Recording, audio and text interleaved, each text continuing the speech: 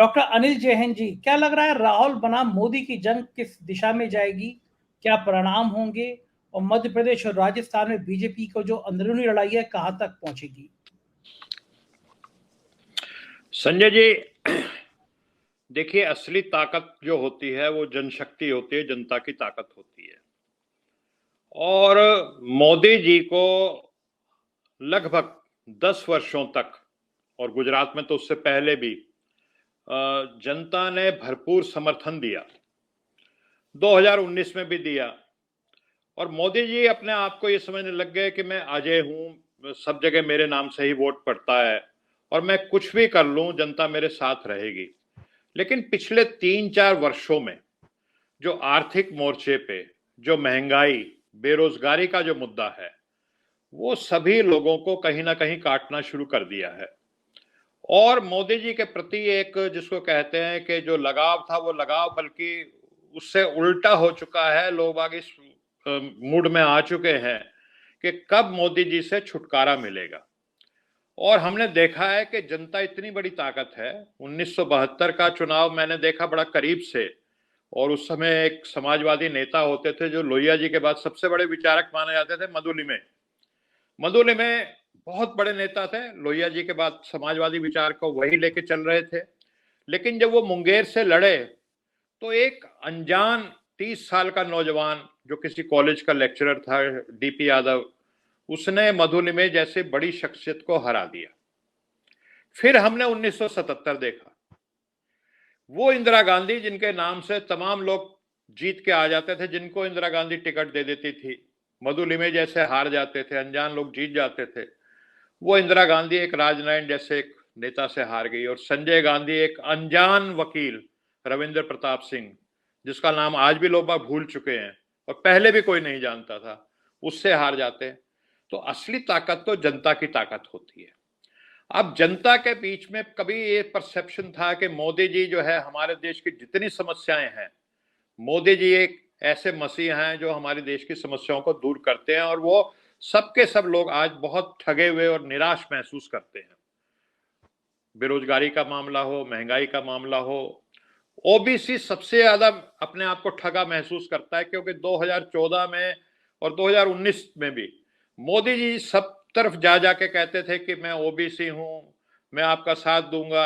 Even Bihar में जाकर के एक जाति को उन्होंने कहा कि मैं द्वारका से आता हूं, मैं तुम्हारा भी ध्यान रखूंगा। तो अब वो सारी बातें जो हैं वो बदल चुकी हैं।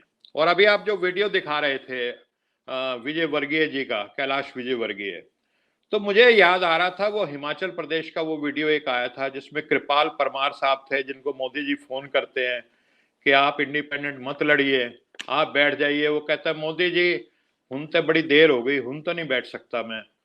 तो अब विजय वर्गीय खुल्लम खुल्ला कह रहे हैं कि भाई मैंने तो कभी सोचा भी नहीं था, मुझे अभी भी यकीन नहीं हो रहा, मुझे तो लग रहा है कि सपना तो नहीं देख रहा, मैं बार बार अपने आप को चुटकी काट कर देख रहा हूं कि मैं सपना देख रहा हूं या वास्तव में ही ऐसा हो गया। तो जो इस तरह की जो चीजें, जो इस तरह के प्रचंड किए, उससे कोई बहुत ज्यादा लाभ होना नहीं। और खुद अमित शाह इस बात को कहते हैं कि जनता एक बार 6 महीने पहले चुनाव से मन बना लेती है कि कहां वोट देना है, और फिर जनता टस से मस होती नहीं।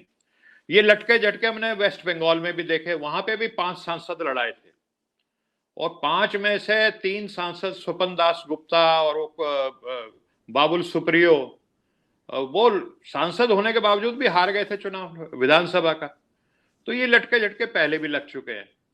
तो अब दूसरी तरफ राहुल गांधी का जिस तरह से कद बना है, 1 साल 1.25 साल पहले राहुल गांधी एक बहुत बड़े नेता नहीं थे। और मैं आपको ईमानदारी से बताता हूं, मैं भी कोई बहुत ज्यादा प्रभावित नहीं था राहुल गांधी जी से।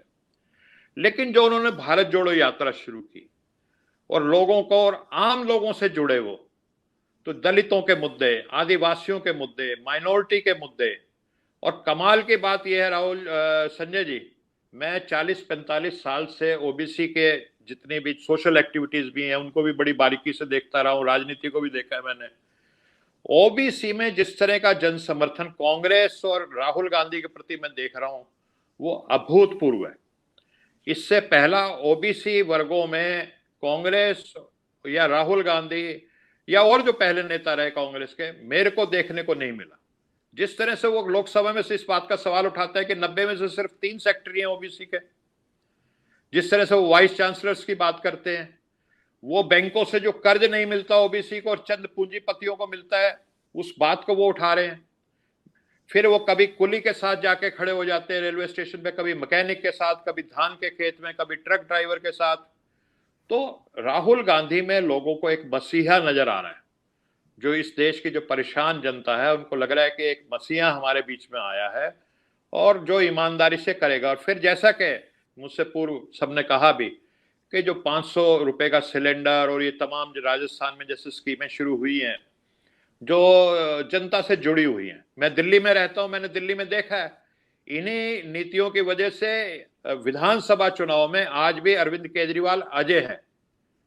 जो बिजली, पानी, जो महिलाओं को बसों में फ्री यात्रा जो अरविंद केजरीवाल की सरकार देती है, आज भी विधानसभा चुनाव में केजरीवाल को कोई हरा नहीं सकता।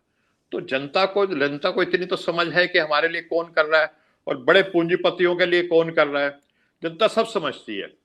तो अब राजस्थान में फिर जो सबसे बड़ी नेता राजस्थान की आपने जिक्र किया, जो पैन राजस्थान में जिसका असर है, मतलब पूरे दक्षिण में, उत्तर में, पश्चिम में, पूर्व में एक ही नेता है बीजेपी के पास जिसका पूरे राजस्थान में असर है। आप उसको बार बार एक तरह से अपमानित कर रहे हैं। कभी आप उसको जैसे अपुष्ट अफवाहें सुनते हम कि ये कह रहे हैं कि आप केंद्र में आ जाओ, आपके बेटे को विधानसभा में टिकट दे देंगे।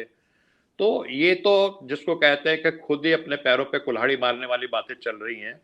और कुल मिलाकर के जो राहुल गांधी वर्सेस मोदी होने जा रहा है, वो कभी एक डेविड और गोलियत की कहानी पढ़ी थी हम लोगों ने, लगभग वही होने जा रहा है। और राहुल गांधी दिन पर दिन बहुत बड़े नेता बन के उभर रहे हैं।